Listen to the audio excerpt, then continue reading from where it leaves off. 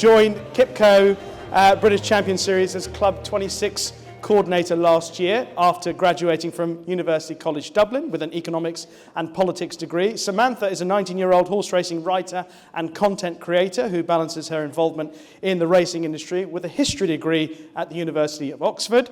Tonzi started her journey with horses at the Urban Equestrian Academy, where she volunteered for 8 years. She went on to graduate from the Racing Foundation-funded Khadija Mellah Scholarship Programme at the Riding a Dream Academy in 2023. Since then, she's completed the foundation course at the British Racing School and is currently an apprentice groom for Carl Burke. Her ultimate goal is to become a professional jockey. And Amila began her equestrian journey at the age of 5, riding ponies at St James Farm in Gloucester, and at 15 earned a place on the Khadija Mellah Scholarship as well. For the past 18 months, she's been working at Kim Bailey's yard and competed with a degree of success in the 2024 Markel Magnolia Cup at Goodwood, where she finished second.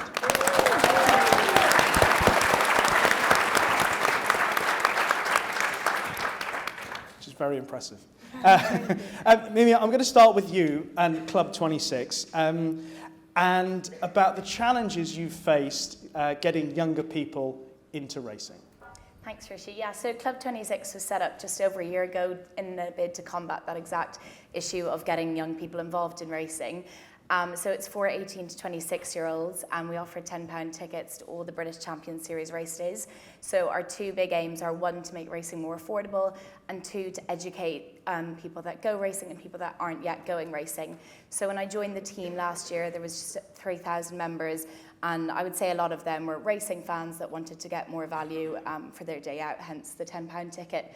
And now we have over 12,000 members, and we've really broadened that net to people that had never been racing before, never had an interest, but we've provided a group of people that they can go with. And we also do behind-the-scenes tours and trips within the industry, so we don't just want them to go racing once and have a great day. Whilst that is brilliant, and Dom's doing great work there, our aim is to try and retain that customer and get them to continue to go racing throughout the season.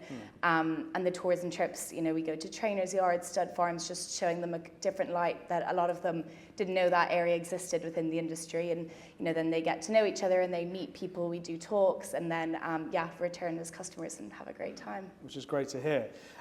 Sam, I wanted to ask you about how important you consider the media in attracting, and actually social media as well. I mean, do we separate media and social media? Is it all part of the same thing in attracting the next generation? I think ever increasingly, particularly with our age group, social media is the media for us. I don't think people would necessarily take into consideration whether we take in other mediums. But on social media, I think it's such a powerful tool in attracting that next generation. Because when you think about it, anybody can have a social media account. And anybody and any institution in this room who represents something in racing can have a social media account. And you can put content out there for behind the scenes and really kind of show what everybody in this room knows this sport is about. And I don't need to tell you, we have problems with perception. That's what we've been discussing all morning. And I think there are a lot of people in the sport who are really putting in a lot of effort to showcase what the reality is and that reality that we know. And for me, the biggest asset to this sport is horses. And I don't think nearly enough are horses placed front and centre, because that's where my interest came. That's where all of our interest came. It's from the horses first and foremost. And I think there's so many trainers, like Gabby said, they're becoming so much better at kind of getting that message of racing out there and the horses themselves. And I think that's brilliant. And for social, there's some very good people in this sport that are such engaging characters. Alan Johns, for one, he's doing some amazing work on social media. I know with the Jockey Club quite a bit. And that's the kind of thing that is going to get that next generation of fans. Someone funny, someone relatable. But I don't think we should necessarily ignore the traditional media in a sense. Like your work with ITV is so important to have that mainstream. Anybody can access it. You don't need a subscription like for Sky or Racing TV. And I think that is just so special to have because that's the main kind of piece for racing, really. But even with newspapers, I mean, I'm a little bit biased because I write for the Times a bit, so I kind of have to say newspapers are still relevant. But I think people are very quick to say that, to kind of prejudge young horse racing fans as not being interested in the history or the information or the statistics or the data. And I think that's pretty easy to disprove. And I think there is a market there for kind of not necessarily highbrow articles and journalism, but kind of informative. There would be that appetite there if it was kind of put to people. So I think we can, for young people, tap into all kinds of media. Yeah. And I like the point you make about treating younger people with the respect of that. Sometimes, even I myself in the sport, as I came through the ranks, there's an element of people talking down to you like you don't understand. And it's worth trying to bear that in mind, the message that you get across about everybody. We can speak to everybody like adults. You know, there's a level of understanding about the sport. Amelia, I'm going to ask you about Khadija Mellah. Obviously, I linked that to you in the introduction. The legacy that she's had on you and the legacy that she's had for the inclusivity of the sport and what you can tell us about that. So, obviously, Khadija Mellah's a brilliant woman, honestly. She's supported so many of us, as you can vouch for, can't you? Through the Riding a Dream Academy, all her students she keeps a good eye on, and she messages me all the time, like checking up, and she said she's messaged like all the other students and stuff, like to check up on all of us. But yeah, she's such a brilliant woman, and she's so supportive of all of us. Tonzi, you have that role in racing now. The Riding a Dream Academy, the Urban Equestrian Academy have helped you get there. Just give us an idea of what they've done and the influence and how important it is to have a role model like Khadija. Yeah, I think the representation, it definitely matters, and we're at the start of the journey. More young people from backgrounds like city kids are getting involved because of the trial days that we're having, the scholarships that are giving people the opportunities to get into the sport. And I think it's amazing that they still give that ongoing support even when we've left. And my past pony club peers are now looking up to me, and it's starting to get more inclusion in the sport. It definitely gave me confidence, and it's given obviously people behind me confidence. Which is great to hear. It's yeah. having such an important influence. And Mimi, just going back to attracting the next generation of racegoer, there are loads of people in this room that can probably help with that. So if you want to say something to them about what it is that specifically they can do more of, do better of, to help with that, help you with that, what would you say? Yeah, I agree in saying there are so many people sitting in this room right now, and that topic of the conversation, we're all in agreement. Everyone wants the same thing, and that is, for our sport to keep existing, and for that to happen, the next generation need to get involved. So I think collaboration among all the different people sitting in this room is really, really important, because we're fighting the same fight, and it's so much stronger if we're all, together. I think the two biggest things are probably affordability and knowledge, so making it more affordable for the next generation to go racing.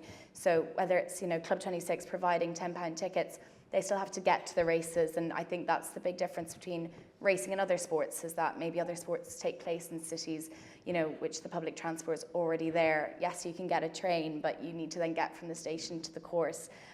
So I think, the race courses working together and working with all the other bodies that exist to, put on that free transport or whatever it is, or affordable meals when you're, at the track, that they're all really important. And then just increasing knowledge. We've touched on social media, but to see that presence online, that when you scroll, through your feed, racing is being seen there just as much as other sports are. I'm not particularly interested 5 years ago in Formula One, but I've started seeing that all over my feed now, and it's becoming trendy and cool. And like Dom said, we need to put the fun and the life back into racing, which I think is definitely there.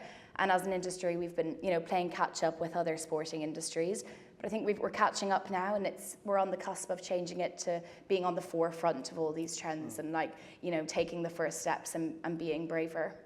Speaking of steps, Sam, what do you think the industry can do? What steps can they take to make the sport more attractive to younger people? I think for it to be attractive, for particularly people kind of my age and a few years younger, you know, it needs to be seen as something that can be a career.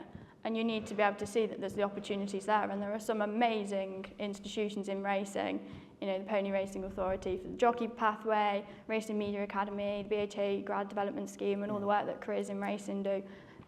There is that kind of pathway through the sport if you know where to look. I make my business of it, of knowing where to look.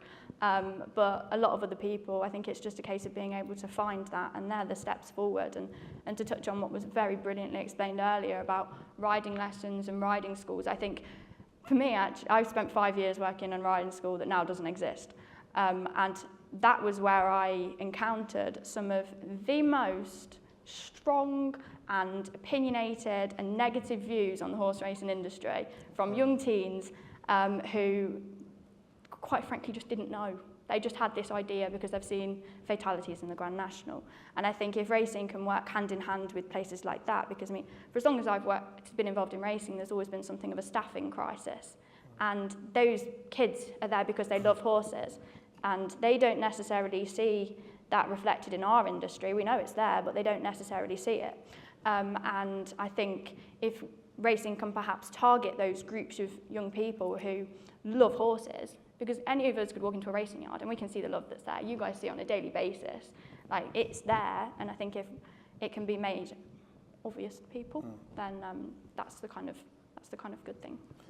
Emil and Tonzi, I'm going to ask you both this question, and obviously I have my own views on it, having come from an ethnic diverse background. Do you think the sport now is much more welcoming to people from an ethnically diverse background, and people from an ethnic background are more willing to engage with the sport and they feel more comfortable engaging with the sport? Do you think that's how it is now? Yeah, definitely. Especially my family, as I've obviously spoken to them about racing, they're always asking me, like, how's my day been and stuff. And because obviously I'm constantly like at the yard and stuff, it brings them automatically closer, and especially my not intermediate family as well. Like they ask a lot about me, about the sport, and when I gave my auntie and my cousins tickets to go watch me at Goodwood, and they were like, "Oh my gosh! Like I didn't expect the races to be like this, like to be so fun and so welcoming." And it just honestly, it was a real eye opener for them, because it's nothing like on TV. It's in person. It's so much better. Oh dear.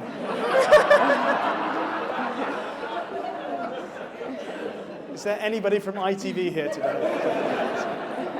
Sorry. The experience is much better in person. Tonzi.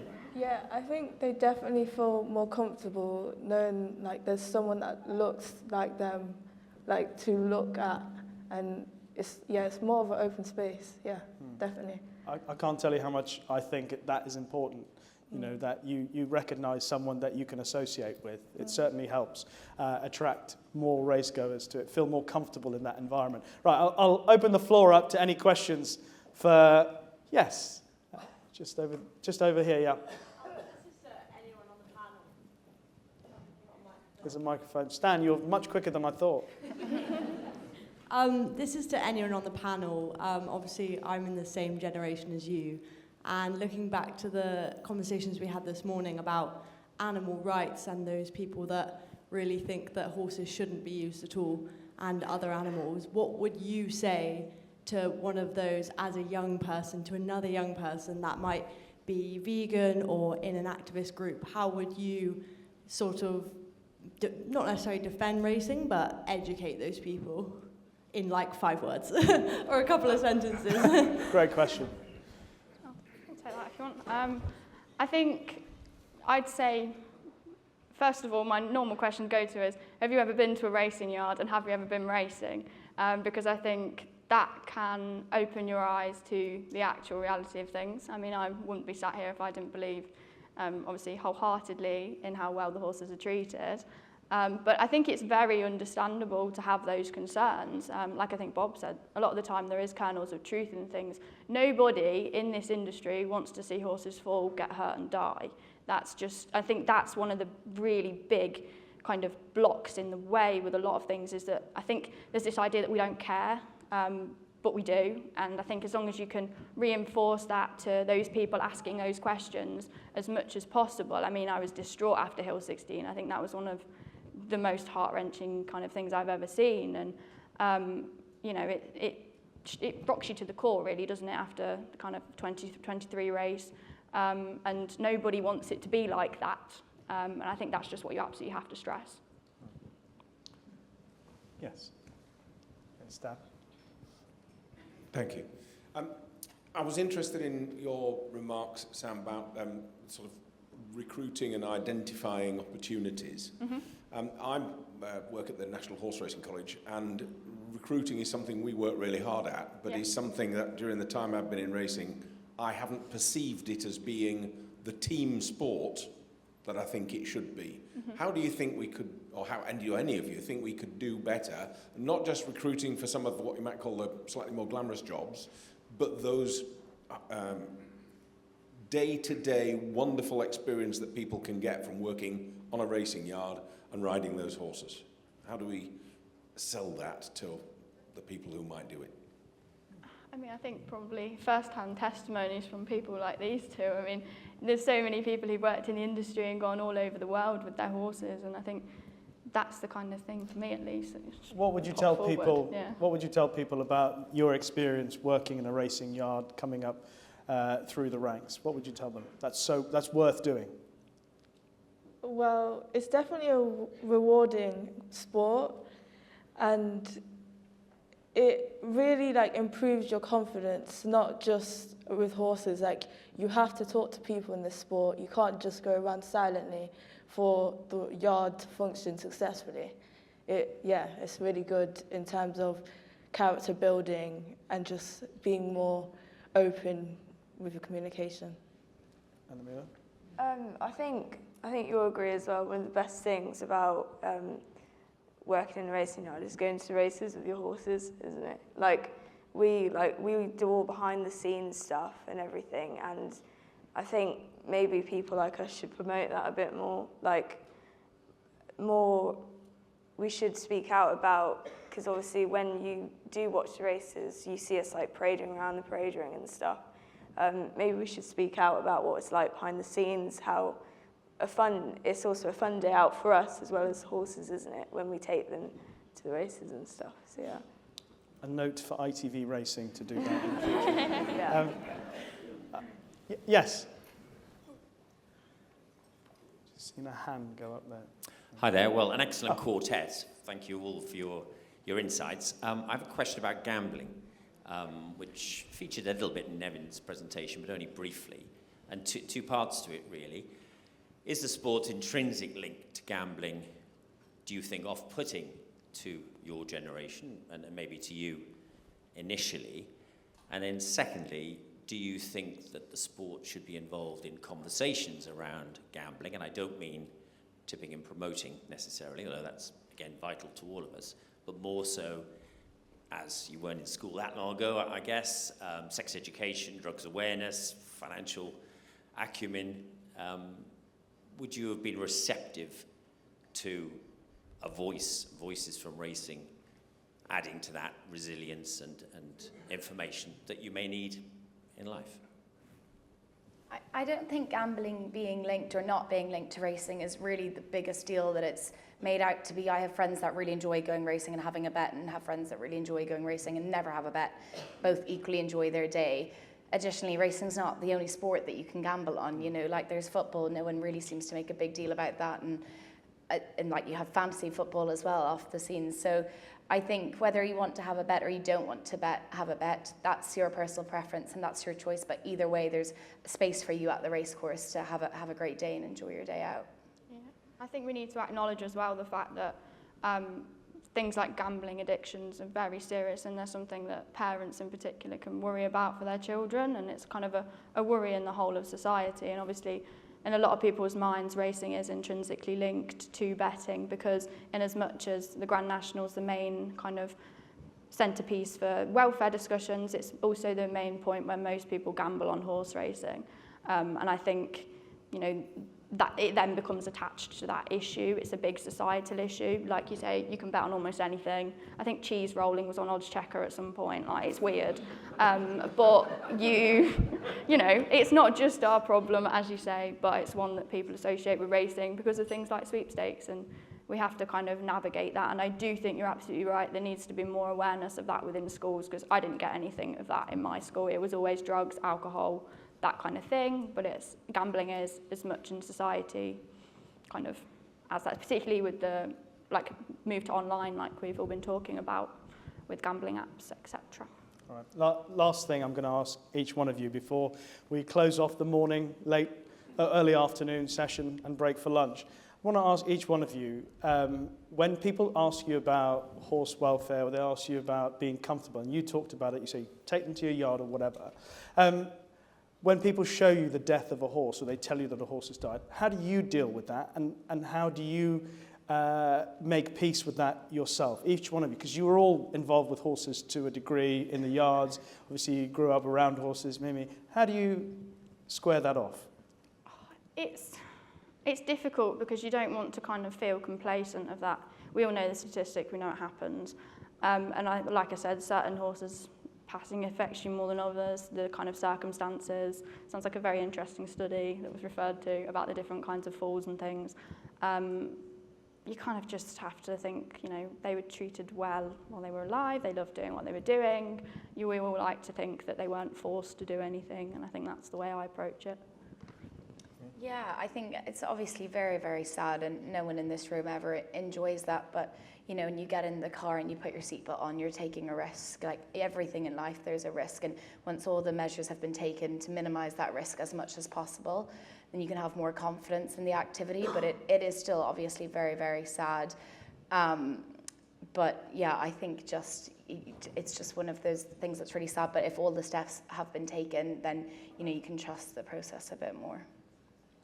Yeah, I definitely agree with the past points, but I think the industry is trying for like solutions. Like there's the CRS that are like helping to find like preventions for horses and how maybe your horse could be saved and stuff. Yeah. A bit like what you said, just thinking about how well the horses are treated, and obviously it is sad, but it's sad because there's always accidents that's happening, whether it's in horse racing or just day-to-day life. Like, unfortunately, accidents do happen, but it's hard. It definitely is hard to deal with. Yeah.